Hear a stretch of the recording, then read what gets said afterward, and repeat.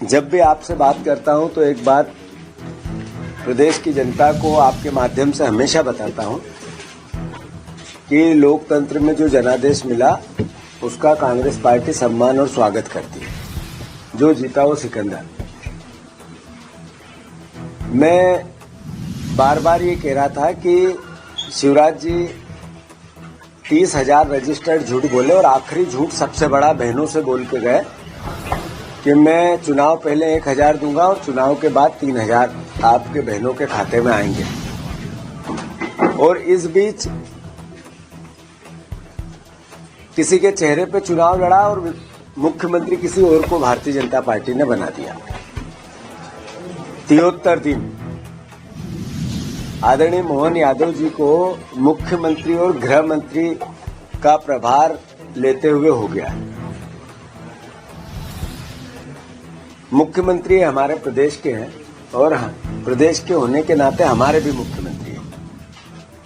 मैंने कई बार उनसे पत्र के माध्यम से, मीडिया के माध्यम से, मेरे ट्विटर के माध्यम से अनुरोध किया है कि आपसे दो पद एक साथ नहीं समझ सकते, मुख्यमंत्री और गृह मंत्री। आदरणीय मोहन यादव जी, आप एक पद संभालें। पिछले 25 साल में इन 2 महीने में जितने क्राइम हुए सबसे अधिक है, सर्वाधिक है। आज ही अखबारों की सुर्खियां हैं, इंदौर में एक डकैती हुई। डकैती इंदौर में कभी नहीं होती थी। अद्भुत, अकल्पनीय, सुबह 4 बजे, 5 बजे, 6 बजे इस तरीके की डकैती। इंडियन ऑयल कारपोरेशन के डिपो के मैनेजर के यहां डकैत घुस गए और लूट कर लिए। इससे पहले ग्वालियर में 3 दिन पहले एक केस आया जिसमें गुंडा सर्विस टैक्स गायों के झुंड को आगे कर दिया और कहा कि हम मुख्यमंत्री के लोग हैं, सरकार के लोग हैं, बीजेपी की सत्ताधारी पार्टी के लोग हैं। हर रेत की, हर गाड़ी को जीएसटी 15,000 रुपए देने पड़ेंगे। अखबारों की सुर्खियां बनी थी। ग्वालियर की घटना है। कुछ दिन पहले बैतूल में शर्म से सर झुक जाता है हर मध्य प्रदेश के वासी का। बजरंग दल के लोगों ने एक आदिवासी को किस तरीके से मारा वो वीडियो मैंने जारी किया था। फिर एक बच्चे को ऊंधा लटका दिया आदिवासी को और नंगा करके मारा, वो वीडियो भी मैंने जारी किया था। भास्कर की भी खबर थी। क्राइम की घटनाओं की अद्भुत कहानी ऐसे होती है कि पुलिस वालों को, एक एसआई को जीप से कुचल के मार दिया गया, कोशिश की गई। फिर एक कांस्टेबल को मार दिया। थाने में से पुलिस की जीप चोरी हो गई। ये सब घटनाएं इसी 71 दिन की है, 73 दिन की, जिसमें मुख्यमंत्री जी मुख्यमंत्री बने। उज्जैन बीजेपी के एक सरपंच थे, उनकी पत्नी थी, दोनों की हत्या कर। उज्जैन मुख्यमंत्री का गृह जिला। आप देखो कि क्राइम का ग्राफ कितना अद्भुत है कि जितनी बातें करो उतना कम। एक आरक्षक की बदमाशों ने गोली मारकर हत्या कर दी, आरक्षक, इसी पीरियड में। साथियों, सबसे ज्यादा क्राइम 25 साल में कभी हुए हैं तो आदरणीय मोहन यादव जी के इस 71 दिन में हुए, इस 2 महीने में हुए। अब आगे आओ, नितिन गडकरी जी, मुख्यमंत्री जी को चिट्ठी लिखी थी, पूर्व मुख्यमंत्री जी को, कि आपके यहां टोल बॉर्डरों पे अद्भुत करप्शन है। और सब अखबारों ने, मीडिया को मैं साधुवाद देता हूं, उन्होंने कहा कि रजिस्टर्ड टोल की लूट को नितिन गडकरी जी ने पर्दाफाश किया था उसका।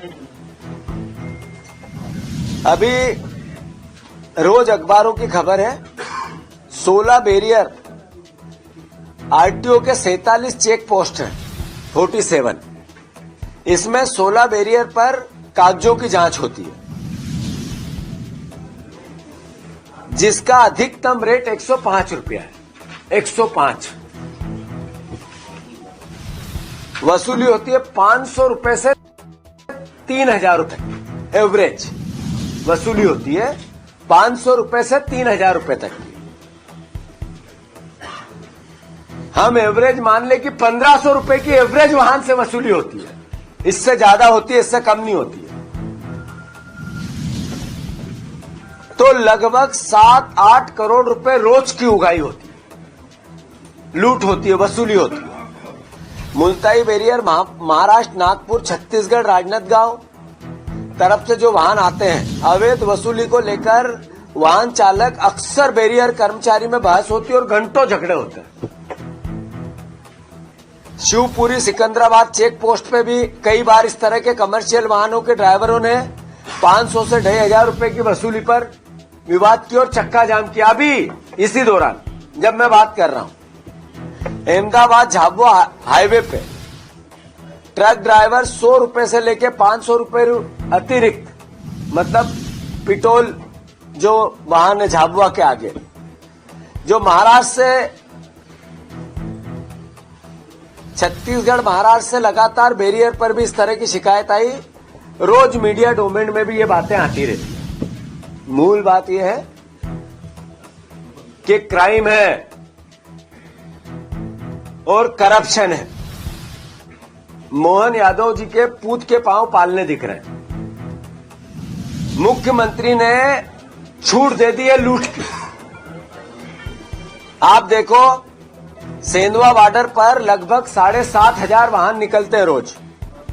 1 करोड़ 12 लाख रुपए रोज के वसूले जाते हैं, टारगेट है।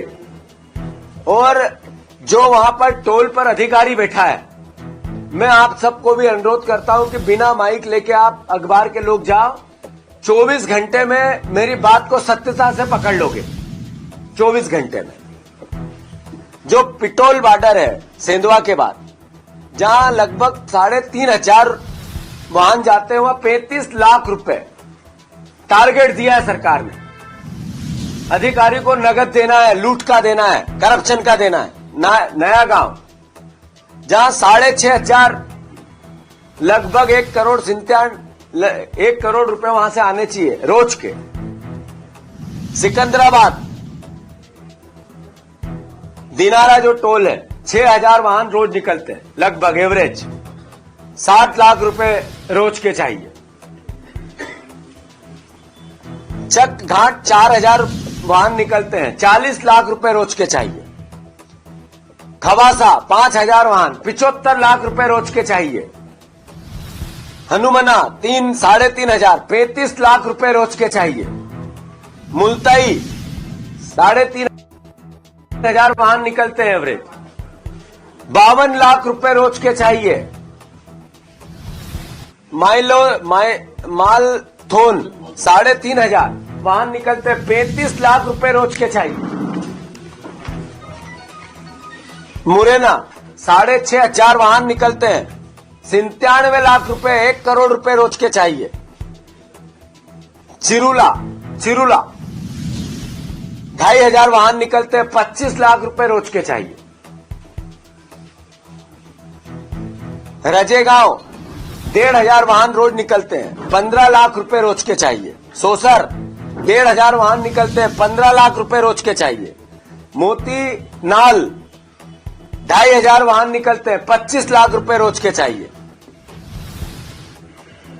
मध्य प्रदेश में बेलगाम अपराध तो है ही है, गृह मंत्री जी से वो नहीं संभल रहा है, और मुख्यमंत्री जी ने खुली लूट करप्शन की। अधिकारियों के तबादले का उद्योग चालू हो गया है, रोज लिस्टें निकल रही है। एक अलग एजेंसी आके मंत्रालय में बैठ गई है, जो अधिकारियों के ट्रांसफर करती है और बाकी की डील करती है। कमलनाथ जी कुछ समय के लिए जब मुख्यमंत्री बने थे, तो वल्लभ भवन की 5वीं मंजिल पर तबादला उद्योग था। अब क्या है, क्या हो रहा है? मध्य प्रदेश के वासियों, सिर्फ इतना ही नहीं है, मैंने अभी 2 दिन पहले भी कहा था, 73 दिन में लगभग 14,500 करोड़ रुपया आदरणीय मोहन यादव जी ने कर्ज भी ले लिया है, उनकी सरकार ने ले लिया है। एक तरफ काले धन की दुहाई देने वाले ये लोग, दूसरी तरफ काले धन की इस तरीके से लूट करने वाले ये लोग। और ये जितने बैरियर मैंने बताए हैं, मैं सब पत्रकार बंधुओं से अनुरोध करता हूं, मीडिया जगत के परिवार वालों से अनुरोध करता हूं, आप किसी भी टोल पे, किसी भी चेक पोस्ट पे चले जाओ, खोजी खबर के हिसाब से 24 घंटे में आप, मैंने जो बोला वो सत्यता पकड़ लो। 24 घंटे में लगभग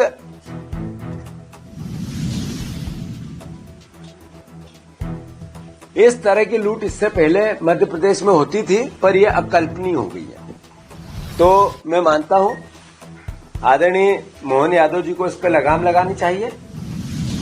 जो कर्ज लिया इतना सारा, बार बार मैंने कहा, कांग्रेस पार्टी ने निर्णय लिया है, परिपत्र जारी कर दिया है। हम पहले ब्लॉक स्तर पे, फिर जिला स्तर पे और फिर हर मंडी में गेहूं के दाम की मांग को लेकर आंदोलन करेंगे। मुख्यमंत्री जी पहले के थे झूठ और बेरोजगारी के मामा, अब हमारे ये मुख्यमंत्री क्राइम, कर्ज और करप्शन के काका बन गए।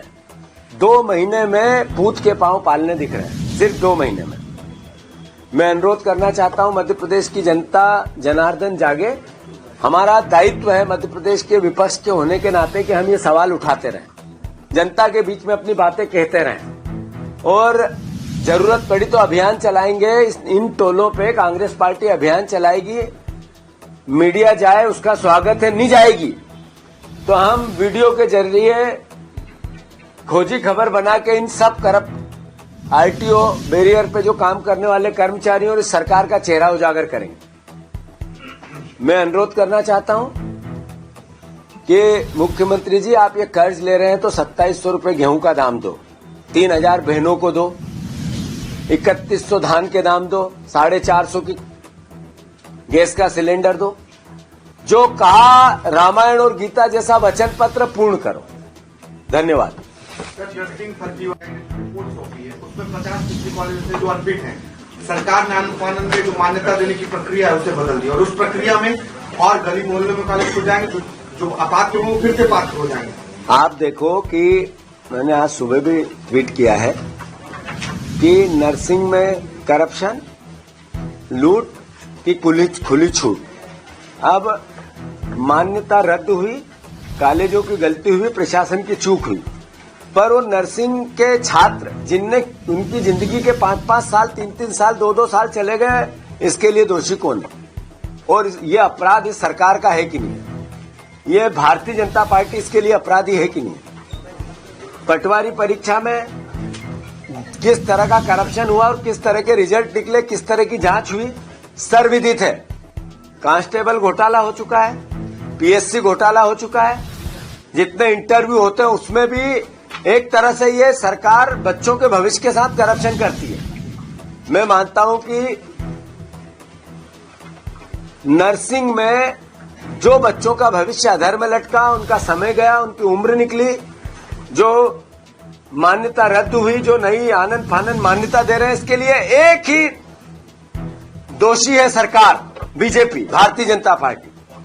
और मध्य प्रदेश के वासियों, आप फिर से देखो, अराजकता की पराकाष्ठा है। सरकार को सजा एक दिन जरूर मिलेगी।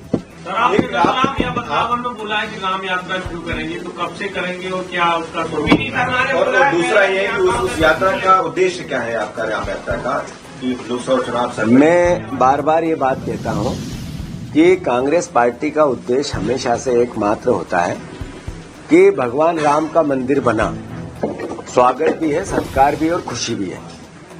ये कांग्रेस पार्टी ने अब नहीं कहा, ये हमेशा कहा कि कोर्ट के आदेश पे जो होगा वो स्वीकार्य है, और वो हुआ, उसकी खुशी है। जब कोर्ट ने आदेश किया था हमें मंदिर के ताले खुलवाने का, वो खुले थे।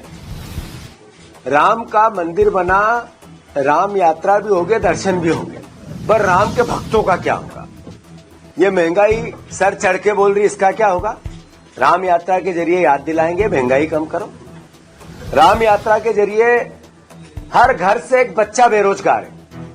ये इस सरकार को भगवान राम की दर्शन करते हुए याद दिलाएंगे कि इन बेरोजगारों का बेरोजगार भक्तों का कुछ करो। अरे आपने अद्भुत अकल्पनीय जो किसानों से वादे किए, जो रामायण और गीता जैसा वचन पत्र बताया, भगवान राम का मंदिर तो बन गया, पर उन भक्तों किसानों का क्या होगा जो सरकार ने वादे किए थे, जिसको सरकार और इंसान की जरूरत होती है, जनता की जरूरत होती है। राम यात्रा इस सरकार के उस एजेंडे के लिए है कि ये भगवान राम इनको पूर्ण करे, ये जो बोला वो करे, वचन पत्र का पालन चालू करे, झूठ मोदी गारंटियों को पूर्ण करे।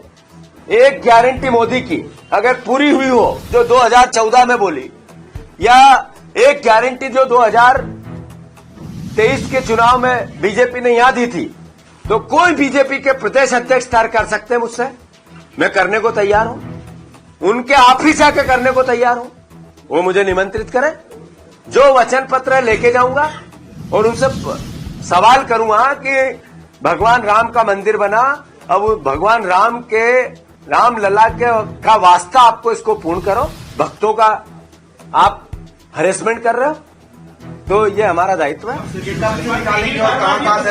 समय बताएंगे, अभी तो भारत जोड़ो न्याय यात्रा चल रही है, दर्शन वगैरह कहाँ करेंगे? जाएंगे, सही समय पे जाएंगे। अच्छा, ये अमित शाह कल आ रहे हैं मध्य प्रदेश के दौरे पर, क्या कहेंगे उसको लेकर? पूरी तैयारी भी? मैं आदरणीय अमित शाह जी से अनुरोध करना चाहता हूं कि आपके विभाग के एनसीआरबी के आंकड़े ये कहते हैं कि मध्य प्रदेश सबसे क्राइम का नंबर 1 प्रदेश है। एनसीआरबी के आंकड़े कहते हैं कि हम भ्रष्टाचार में भी नंबर 3 पे हैं।